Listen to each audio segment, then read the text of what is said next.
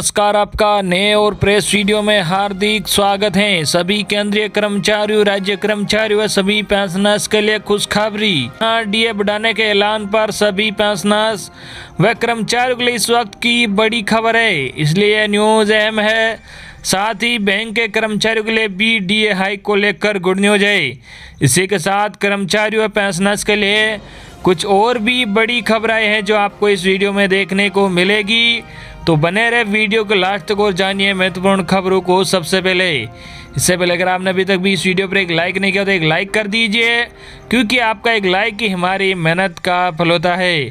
और चैनल को भी फ्री में सब्सक्राइब नहीं किया और सब्सक्राइब कर लीजिए, ताकि आगे भी आपको कर्मचारी और पेंशनर से जुड़ी हर एक लेटेस्ट अपडेट सबसे पहले फ्री में देखने को मिलती रहे। आज की पहली बड़ी खबर, 5 घंटे से ज़्यादा लगातार काम नहीं करेंगे कर्मचारी। 1 अप्रैल से मोदी सरकार बदल सकती है काम के घंटे और रिटायरमेंट के नियम। जी हां, आपको बता दें कि 1 अप्रैल 2021 से आपकी ग्रेच्युटी, पीएफ और काम के घंटों में बड़ा बदलाव देखने को मिल सकता है। कर्मचारियों की ग्रेच्युटी और भविष्य निधि पीएफ मद में बढ़ोतरी होगी, वही हाथ में आने वाला पैसा टेक होम सैलरी घटेगा। यहाँ तक कि कंपनियों की बेसिक सैलरी शीट भी प्रभावित होगी। इसकी वजह है पिछले साल संसद में पास किए गए 3 मजदूरी संहिता विधेयक, कोड ऑन वेजेज बिल। इन विधेयकों के इस साल 1 अप्रैल से लागू होने की पूरी संभावना है। वेज की नई परिभाषा के तहत भत्ते कुल सैलरी का अधिकतम 50% होंगे। इसका मतलब है कि मूल वेतन, सरकारी नौकरियों में मूल वेतन और महंगाई भत्ता अप्रैल से कुल वेतन का 50% या अधिक होना चाहिए। गौरतलब है कि देश के 73 साल के इतिहास में पहली बार इस प्रकार से श्रम कानून में बदलाव किया जा रहा है।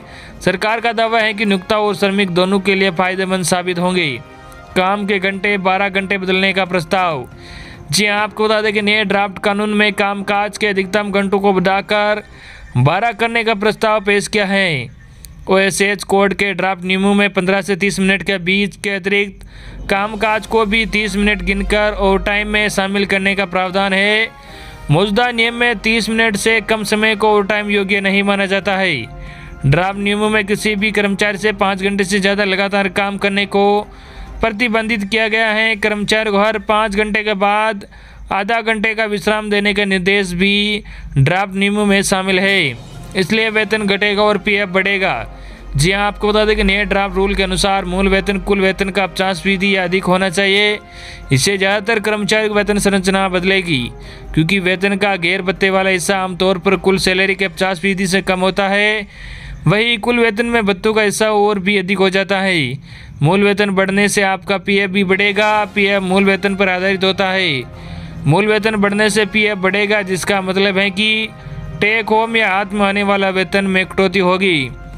रिटायरमेंट की राशि में होगा इजाफा। जी हाँ, आपको बता दें कि ग्रेच्युटी और पीएफ में योगदान बढ़ने से रिटायरमेंट के बाद मिलने वाली राशि में इजाफा होगा। इससे लोगों को रिटायरमेंट के बाद सुखद जीवन जीने में आसानी होगी। उच्च भुगतान वाले अधिकारियों के वेतन संरचना में सबसे अधिक बदलाव आएगा और इसके चलते वो ही सबसे ज़्यादा प्रभावित होंगे।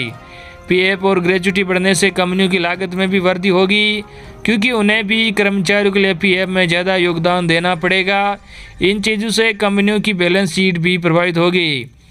वही अगली बड़ी खबर, केंद्रीय कर्मचारी और पेंशनर्स के हक में बड़ा फैसला, मिलेगी ये राहत। जी हाँ, आपको बता दें कि केंद्रीय कर्मचारी पेंशनर्स के हक में सुप्रीम कोर्ट ने एक बड़ा फैसला सुनाया है। अदालत ने मेडिकल क्लेम पर राहत देते हुए कहा कि कर्मचारी और पेंशनभोगियों को आपातकालीन स्थिति में सीजीएचएस पैनल के बाहर प्राइवेट हॉस्पिटलों में उपचार के लिए मेडिकल क्लेम मिलना चाहिए। सर्वोच्च न्यायालय ने ये राहत शनिवार को दी। कोर्ट के 2 सदस्यीय पीठ ने कहा कि केंद्रीय कर्मचारियों को मेडिकल क्लेम देने से इनकार नहीं किया जा सकता है, चाहे उसने इमरजेंसी के दौरान किसी निजी अस्पताल से इलाज कराए हो।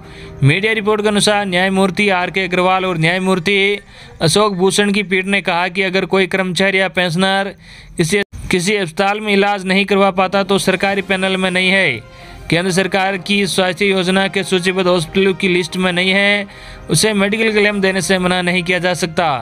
पीठ ने आगे कहा, सरकार को आंकड़ों के आधार पर तय करना होगा कि कर्मचारी या पेंशनर जो क्लेम कर रहा है वह मान्यता प्राप्त डॉक्टर और अस्पताल के रिकॉर्ड में शामिल हो। सरकार ये जांचना सरकार को यह जांचना होगा कि संबंधित शख्स ने सही में अपना उपचार कराया है। अगर जानकारी सही है तो मेडिकल क्लेम कानूनी तौर पर मिलना चाहिए। क्या होता है CGHS कार्ड? जी आपको बता दें कि सेंट्रल गवर्नमेंट हेल्थ स्कीम, यह कार्ड केंद्र सरकार की स्वास्थ्य योजना के तहत काम आता है। इसके तहत केंद्रीय कर्मचारी पेंशनर अपना व अपने परिवार के सदस्य का अस्पताल में उपचार करवा सकते हैं। इस योजना का मुख्य उद्देश्य सेवा काल के दौरान कर्मचारी की मौत होने पर उसके परिजनों को आर्थिक सुरक्षा पहुंचाना है। यह बेनिफिट टेबल उन सभी कर्मचारी है जो कि इस central government employ group insurance scheme के दायरे में आते हैं। कर्मचारी को इसमें योगदान देना होता है। नई टेबल जारी होने से कर्मचारी को लाभ होगा। कोरोना संकट के बीच केंद्रीय कर्मचारी इस योजना से बहुत सुरक्षा मिलेगी। इस टेबल में कर्मचारी को रिटायरमेंट के समय प्राप्त होने वाली धनराशि के बारे में सारी जानकारी मौजूद रहती है।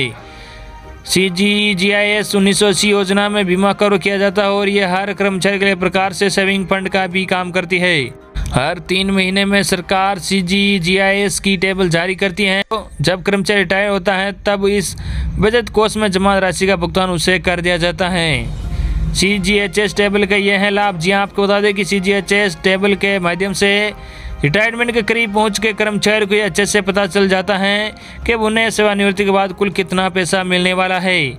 इसके बाद जुलाई से सितंबर की तिमाही के लिए CGHS 1980 के तहत कर्मचारियों के लिए सेविंग फंड के लिए CGHS की नई टेबल 7.1% चक्रवृद्धि तिमाही ब्याज दरों के अनुसार जारी की गई है। पिछली बार सरकार ने अप्रैल 2020 में CGHS कार्ड की वैधता बढ़ाई थी। वही अगली बड़ी खबर आपको बता दें कि इसी महीने हो सकता है DA बढ़ाने का ऐलान।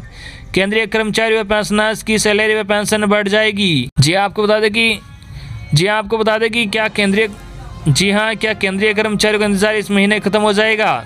जी हाँ, क्या केंद्रीय कर्मचारी पेंशनर्स का इस महीने इंतजार खत्म हो जाएगा। ये कयास all India consumer price index के ऐलान के बाद तेजी से लगाए जा रहे हैं। खबर है कि मोदी सरकार महंगाई भत्ते में 4% तक का इजाफा कर सकती है।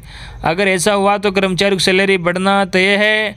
अभी कितना है DA? जी आपको बता दें कि सरकार अगर DA में बढ़ोतरी का ऐलान कर देती है तो केंद्रीय कर्मचारियों को इसका बड़ा फायदा होगा। यह बढ़ोतरी सातवें वेतन आयोग की सिफारिशों के आधार पर होगी। फिलहाल केंद्रीय कर्मचारियों को 17% DA मिलता है, लेकिन 4% की बढ़ोतरी हो जाए तो ये 21% तक पहुंच सकता है। उम्मीद है कि कोरोना काल में सामने आई मुसीबतों और मुश्किलों को देखते हुए सरकार इसका ऐलान जल्द कर सकती है। जनवरी से जून 2021 तक DA का ऐलान का इंतजार सरकार को करना है, जिस पर सबकी नज़रें टिकी हुई है। लाखों कर्मचारियों को होगा फायदा। जी हाँ, आपको बता दें कि कोरोना काल में देश की आर्थिक हालत खराब हो गई थी, लेकिन अब धीरे धीरे पटरी पर लौट रहे हैं। काम धंधे भी शुरू हो गए हैं। लिहाजा पूरी उम्मीद है कि सरकार केंद्रीय कर्मचारी के हित में जल्द फैसला ले लेगी, क्योंकि DA में इजाफे की खबर से तकरीबन 50 लाख केंद्रीय कर्मचारियों और 65 लाख पेंशनर्स में खुशी की लहर दौड़ जाएगी। सरकार ने कहा था कि पहले से 17% का जो हिसाब चला आ रहा है उसी के मुताबिक 2021 तक केंद्रीय कर्मचारी को DA मिलता रहेगा, लेकिन अब इसमें बढ़ोतरी की आस जगी है और पूरे आसार हैं कि जल्द ही केंद्रीय कर्मचारियों और पेंशनर्स को सरकार खुश कर सकती है। वित्त मंत्रालय का भी बयान। जी हाँ, वित्त मंत्रालय इस बारे में पहले ही कह चुका है कि केंद्रीय कर्मचारियों की बेसिक सैलरी या पेंशन पर महंगाई को ध्यान में रखते हुए भत्ते का ऐलान हो सकता है। DA और DR का खर्च सालाना 12,510 करोड़ रुपए का है, लेकिन बढ़ोतरी के बाद इसका 14,595 करोड़ रुपए तक पहुंचने का अनुमान है। All India consumer price index का ऐलान हो चुका है।